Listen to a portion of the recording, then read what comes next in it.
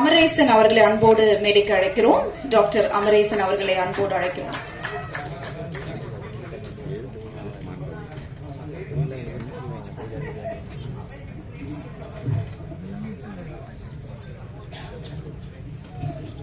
தேங்க்யூமா. அனைவருக்கும் வணக்கம். Congratulations to the whole team.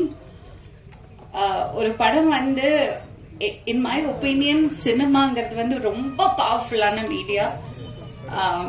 And ஒவ்வொரு வாய்ப்பும் டிரெக்டர்ஸ்க்கு கிடைக்கிற, ஃபிலிம் மேக்கர்ஸ் கிடைக்கிற ஒவ்வொரு வாய்ப்பும் வந்து அவ்வளோ ஒரு என்ன சொல்றது, it's so wonderful.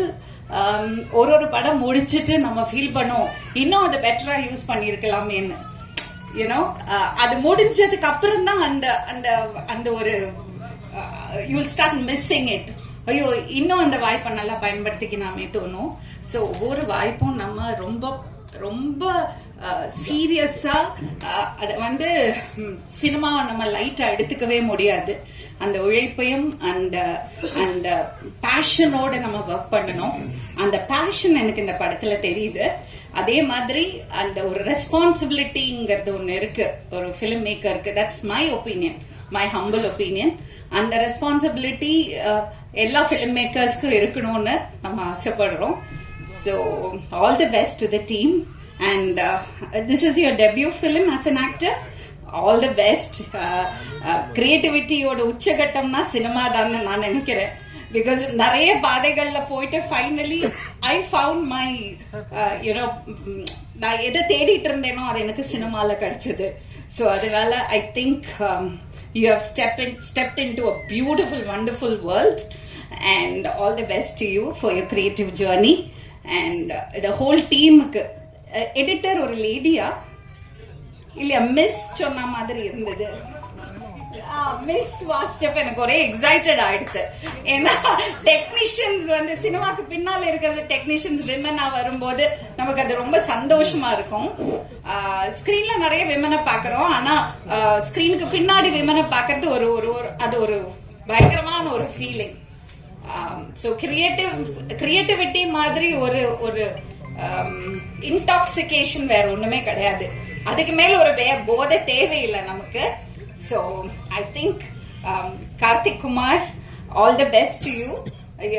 As our MC said, you are a very promising technician and director and a filmmaker. I hope you make films that really touch the hearts of people and create a positive influence. Thank you so much. உங்களை எல்லாம் சந்திச்சு பேசுறதுக்கு வாய்ப்பு கொடுத்ததுக்கு நன்றி. Thank you. இந்த inauguration ஃபங்க்ஷனுக்கு வருகை தந்திருக்கக்கூடிய பத்திரிகையாளர் சகோதரர்கள், பண்பலை இணையதள அலைவரிசை நண்பர்களுக்கும், இங்கே வந்திருக்கக்கூடிய சிறப்பு விருந்தினர்களுக்கும், படக்குழுவினருக்கும் என்னுடைய மாலை வணக்கத்தை தெரிவித்துக்கிறேன்.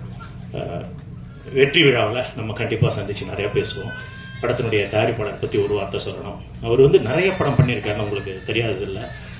சாதாரணமாக பார்த்தீங்கன்னா இந்த கெரியர் இப்படி ஸ்டார்ட் ஆகி போகிறது ரொம்ப கஷ்டம் இன்னைக்கு சினிமா இருக்க சூழலில். அவர் சர்வசாதாரணமாக கிட்டத்தட்ட 11 படத்தை தாண்டிட்டார். 11வது படமாக போயிட்டு இருக்கு.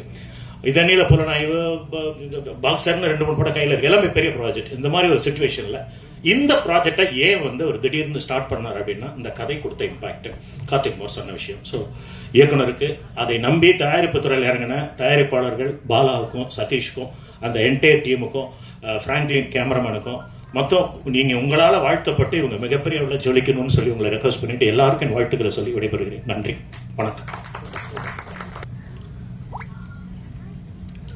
என்னுடைய பத்திரிகை உலக சகோதரர்கள் அத்தனை பேருக்கும் என்னுடைய அப்படிங்கிற ஒரு வேர்டே வந்து இனிமேல் ஒரு ட்ரெண்டாக இருக்கும் இண்டஸ்ட்ரியில்.